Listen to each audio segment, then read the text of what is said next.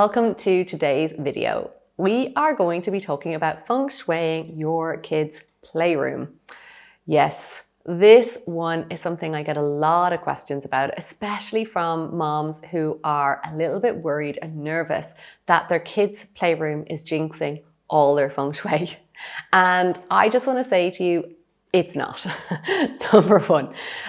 Today's video, I'm going to debunk a few myths about feng shui. I'm also going to give you some suggestions that you can make in your kids' playroom very easily to make sure that it is as harmonious and as supportive as possible for your kids, but also for yourself. Don't forget to subscribe and click the bell and you will get notified when my video is released. I have so much information that I just cannot wait to share with you about feng shui and to help really skyrocket your life and your home to next levels that you couldn't even imagine. The first thing is kids are great feng shui.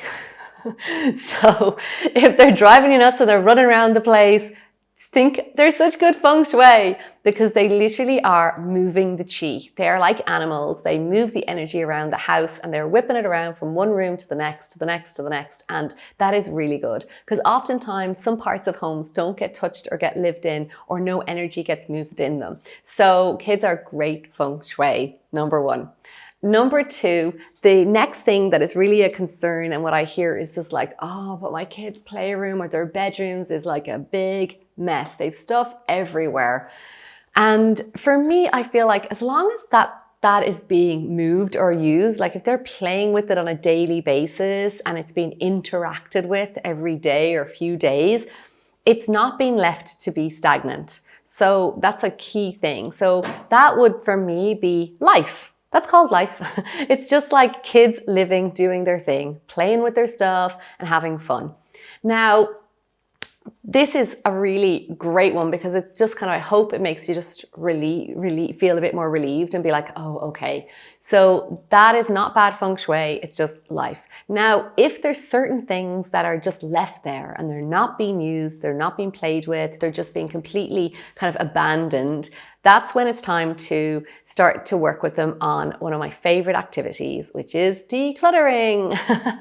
And honestly, starting at a young age with kids, teaching them to let go of things really is a powerful practice because what I see in my practice with adults is that if they're not able to let go on the physical and they find it hard to declutter on the physical of things and they have a real strong attachment to stuff, that they also find it really hard to let go, like to forgive and to release and to move on. So the practice of like instilling into children's minds and the practice of like letting go will be something that they will have forever and they won't feel this sense of like attachment to things, and they'll be able to kind of move through life way more easily if they're able to let go on a physical, energetic and emotional level, because it works on every level. So that's a really important thing with the decluttering and instilling that. What I love to do, especially with kids, is, maybe it's their birthday coming up, maybe it's Christmas, maybe there's some celebration that you can incentivize them, So the birthday is coming up. Okay, so you're going to be getting some new birthday presents. There's something in particular that you're looking for? Well, you have to replace it. You have to let go of some things to make space for it to come in, so that you create a kind of a cap on the amount of stuff they have and you start to kind of like reduce, and then they can bring new things in, but only when they let go of the old. And that just creates this amazing cycle of flow as well in the house. And the stuff that is not stagnant is not being stagnant anymore, it's being released. The next thing, and especially when it comes to decluttering with the kids, is just anything that's broken, like just show them and instill in, if it's broken, it's gone. That it's like, it's broken, that's gone. It's not for you anymore. There's plenty more toys, plenty more other things that you can do. But anything that's broken is depleting the energy of them if they're using it, of the space. And it's just also, if it's not working, it's kind of just clogging up energy. So I'd be like, let go of anything broken. The next thing I would share just around the kids' playroom is also like become a fan of containers. So, you know, if you can box things off and give everything a home, you're also instilling a sense of organization in them. So, you know, it's not about forcing them and being really harsh, but like this box is for this and this box is for this, and just kind of helping them to become more organized with their toys, with their things, will really help them in the long term. So containers are a big, big plus in playrooms, and just to be mindful of the colors. Oftentimes we can be really inspired to decorate our kids' bedrooms and our playrooms with bright red and bright orange, and I will be like, keep it calm. So like neutral colors, calm colors, like their toys and their stuff is already got enough of that like fiery, bright primary colors. So like the decor, I would keep very neutral and calm, and just let their toys be the kind of energetic part of the space. Just one final thing on the kids' playrooms and spaces is the artwork in the spaces.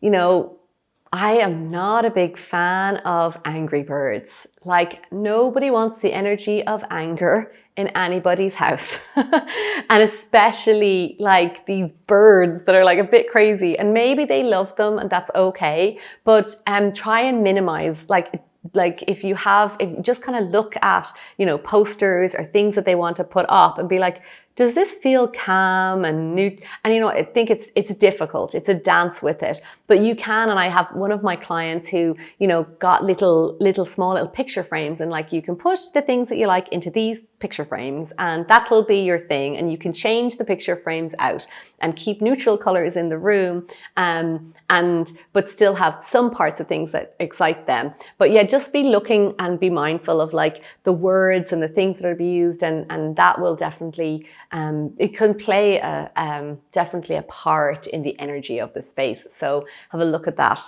The only area I didn't cover in my own home is when I did the Feng Shui mini course was the playroom, because we don't have a playroom. We have an office. Ken did originally say it was going to be a playroom, but now we have an office.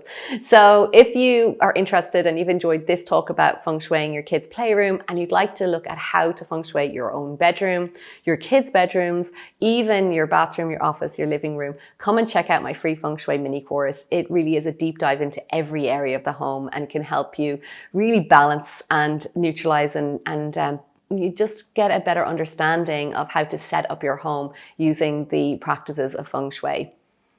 Over the years, we have seen so many incredible success stories for our clients, and not just for our clients, but also for their children. This is like the fun part. Just yesterday, one of my clients shared that her son got on the rugby team. We've had others who have got the best grades, who've got into the schools that they wanted, and have made friends. Like everything that you could possibly imagine that moms worry about with their kids. We've worked with clients to balance and to help the kids call in friends, calm things, help them with concentration, schoolwork, and everything. So definitely, if you're interested in just bringing that into your home for yourself, for your family, for your children, check out the Feng Shui mini course and hear some of these amazing success stories from some of the other moms in our Powerhouse program.